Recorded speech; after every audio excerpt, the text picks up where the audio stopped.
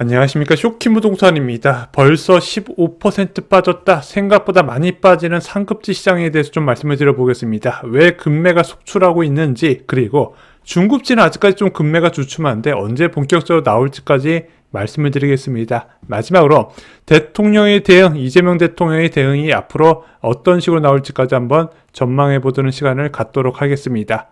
공지를 드리겠습니다. 쇼키무동산의 내 집 마련과 갈아타기 오프라인 특강이 예정이 되어 있습니다. 양도세 중과 부활 전 마지막 황금 기회를 잡아라가 주제인데요.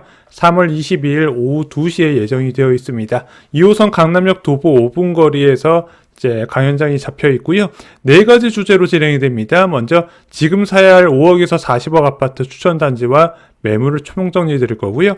5월 이후 부동산 시장 전망, 그리고 무주택자와 1주택자의 생존 전략까지 정리를 드립니다. 똑똑한 대출 활용 방법과 절세 전략, 22 보완 대책을 100% 활용하는 실정 방법까지 공유를 드리겠습니다. 마지막으로 궁금증을 바로 해소하는 Q&A 시간까지 갖도록 하겠습니다.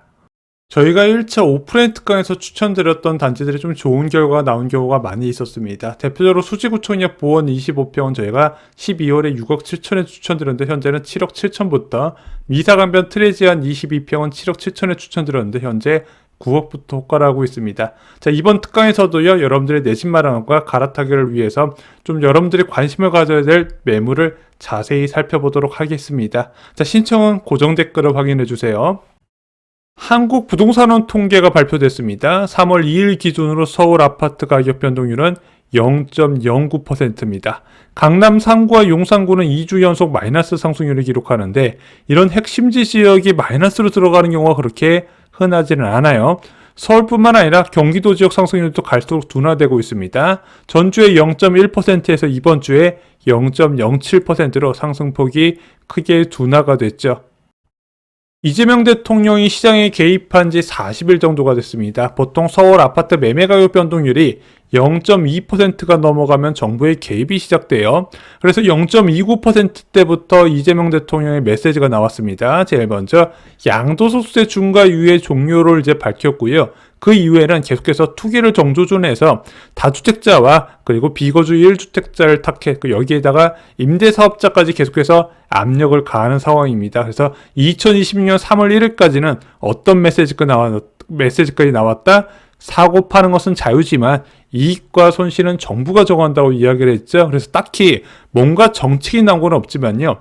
한국 부동산원 통계의 상승률은 갈수록 둔화되는 모습이 나타나고 있습니다. 이번 부동산 과열은요, 3차 과열이었어요. 작년에 627 부동산 대책과 1015 부동산 대책을 불렀던 1차, 2차 과열과는 좀 정부의 대응이 달랐습니다. 기존의 대응은요, 수요를 좀 줄이는 정책이었어요. 그래서 대출과 그리고 거래 제한 규제가 들어갔죠. 그래서 수요를 줄이려고 했는데 문제는 얘가 수요뿐만 아니라 공급까지 같이 줄여버린 겁니다. 자, 그러다 보니까 시장에 매물이 부족해지면서 과열이 좀 나타났다는 게 3차 과열이었어요. 자, 이번 정책은 어떻게 나왔을까요? 수요 축소 정책은 그대로 유지가 되는데요.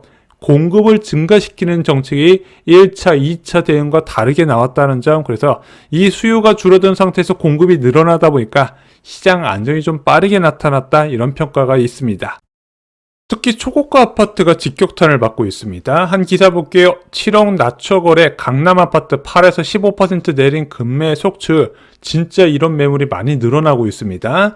자, 여의도 3부 아파트 보겠습니다. 작년 3분기에 이 3부 아파트는요, 매물이 없어서 못 샀어요. 근데 현재 35억 5천까지 거래했던 아파트가 30억의 매물이 낮아졌지만 수요를 쉽게 못 찾고 있는 상황입니다.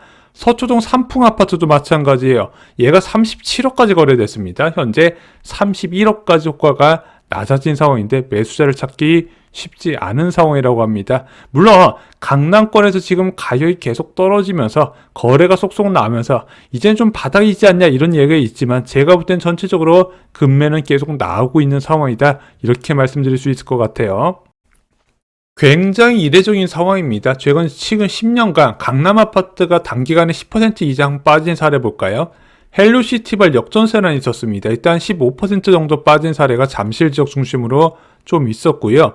2023년 초에 레고랜드발 부동산 급락단 30% 빠진 상황이 있었는데 두 가지 모두 다 정책이 아니라 금리와 공급이 영향을 줬던 이제 결과물이었거든요. 근데 지금은 대출한도 2억의 다주택자와 고령 1주택자들의 매도 물량 급증이 이런 이례적인 현상을 만들지 않았나 생각이 듭니다.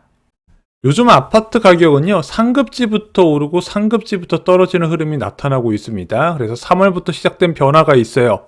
자, 30억 이상 아파트가 많이 떨어지니까 20억대 아파트의 급매가 서서히 포착이 되고 있습니다. 그래서 고덕이나 마포, 분당 그동안 꿈쩍 없던 지역도요, 지난주부터 매물이 서서히 나오면서 지금 사람들의 관심이 집중되고 있어요.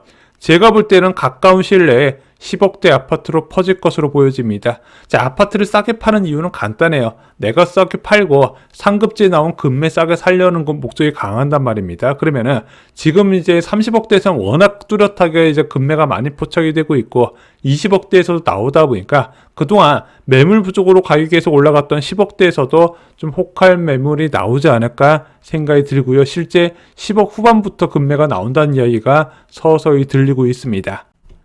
이제 시장의 관심은 두 가지입니다. 첫 번째는 자, 이재명 대통령이 지금 시장에 대한 압박만으로 딱히 뭔가 정책을 꺼낸 건 아닌데 정책을 꺼낼 것 같은 압박감으로 지금 시장 가격 하락을 유도했단 말입니다. 지금 이것을 계속 압박해 나갈 것인지 그게 관전 포인트 첫 번째예요. 두 번째는 자, 지금 한정적으로 매물이 좀 쏟아지는 환경이 만들어지지 않았습니까? 그러면은 5월부터 시장은 어떻게 될 것이냐, 여기에 대해서 좀 한번 정리를 드려볼까 해요. 이재명 대통령이 부동산 시장을 계속 때릴까요? 제가 예전부터 강조드린 게 있죠. 정부는 부동산 시장 개입 최소화를 희망합니다. 정부의 목표는 간단합니다. 쏠림을 방지하는 거예요. 외환시장이나 주시장 등 자산시장의 정부의 개입은 다 비슷합니다. 한쪽 방향으로 쏠 때만 개입을 한다는 겁니다. 그래서 정부가 강력한 규제를 내놓을 때는요, 보통 부동산 과열 시기예요. 통계상 정부가 뭔가 좀 해야 되는 거 아닌가 싶을 때 개입을 한다는 거죠. 자, 이재명 대통령도 가만히 있는 부동산 시장을 건든 게 아니라 3차 과열 시기에 SNS 발언을 시작을 했다는 겁니다. 이제부터 중요한 게 있습니다. 자, 상승률이 눈에 띄게 둔화됐어요. 자, 정부가 이제 보통 개입을 하지 않는 0.1% 이하의 수준까지 나서졌고요. 앞으로도 이 수치는 좀 유지될 것으로 보여집니다. 자, 마지막으로 이재명 대통령이 부동산에 대해서 언급한 게 3월 1일이었어요. 그리고 3월 1일 이후에는 지금 일주일 가까이 부동산 관련 메시지가 없는 상황이기도 합니다. 그래서 과연 상승률이 둔화됐을 때 또는 하락할 조짐이 보였을 때 계속해서 이재명 대통령이 그동안 해왔던 것처럼 강경한 메시지를 계속 내보낼 것인가 좀 체크해 보실 필요가 있습니다. 제가 그동안 봤던 정부의 대응 경험으로 볼 때는 여기서 더 강력하게는 안 할 가능성도 있다 보고 있어요. 두 번째 관심은 5월부터 시장은 어떻게 될 것인가입니다. 자, 지금 매물 부족에 호가 올랐다. 이게 작년 12월 기사였거든요. 작년 12월에서 1월까지는요. 10억대 아파트는요. 매물이 없어서 집을 못 샀어요. 그리고 매도자 어쩌다 나타나면요. 가격을 1억씩 올리는 건 기본이었습니다. 안 사야 되는데 사람들이 사면서 가격이 올라갔어요. 거래 하나에 동네 전체 호가가 막 들썩들썩거리는 경우가 많이 있었다는 겁니다. 또한 10억 이하 풍선 효과도 1월 달부터 나타났던 게 1월 달까지 부동산 시장 상황이었죠. 그리고 2월부터 이재명 대통령이 본격적으로 개입을 하게 됩니다.